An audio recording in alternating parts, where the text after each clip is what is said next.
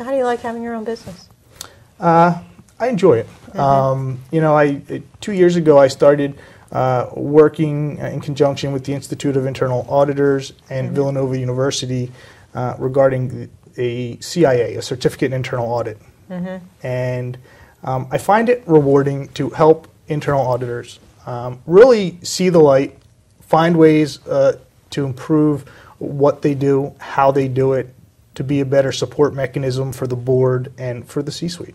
So the certification, you're helping Villanova develop that and then market that as an educational process then? The Certificate in Internal Audit is a designation that's promulgated by the Institute of Internal Auditors. Okay. They're a globally recognized internal audit authority with about 170,000 members worldwide.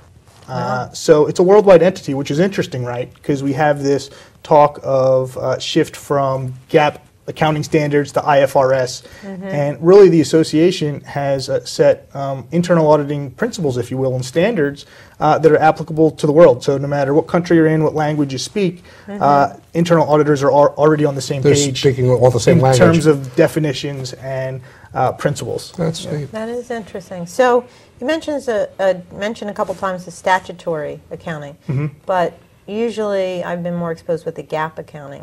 What are the differences with internal audit with the different types of accounting? Does it vary at all?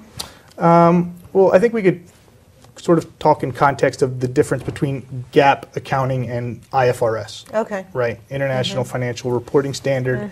The rest of the world wants to get on it. The U.S. has been slow to drag its feet on getting there. But I think the fundamental point to note is GAAP is rule-based, whereas IFRS is principle-based. And what's interesting about that is we all know where you have a rule, there's usually a loophole. So, you know, and I like to use the tax code as an example. You know, it's 4 times longer than War and Peace. So the big challenge. Is it really? That's Doug Truman, the chairman for the IRS, has quoted that at some other conventions.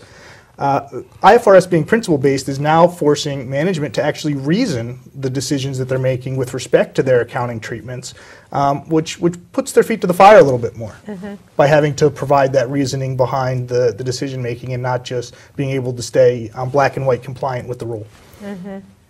Fascinating. So there's a real thought process involved as far as, rather than just straight compliance. You know, okay. Makes So sense. are you planning on growing your firm? Are you going to keep it small, or what's the outlook? You know, I see a real opportunity in the education space. When you look at a macro level, the marketplace, you know, there's a lot of stakeholders that should have protected shareholders. You know, the credibility and I think a lot of questions being brought to light for analysts, rating agencies, you know, external auditors, the regulators, the legislature. And I think the question that isn't being asked enough, back to your point, Carl, is where was the internal audit? And they should have a role as being the hub, you know, being within the organization of communication to these internal and external stakeholders. Well, thank you, Michael, so much for being on our show. It's really been a pleasure. Our next week's guest is Joseph Tankel, CEO of Upper Mainline YMCA. He's going to talk to us about the YMCA as a business, as a nonprofit organization. Maybe he needs some internal audit. Thank you. I'm Tammy Freitas of Phoenician Ventures. I have Carl Schultz with me from Wells Fargo, and it's been a great show. Thanks, Carl. Thanks, Tam.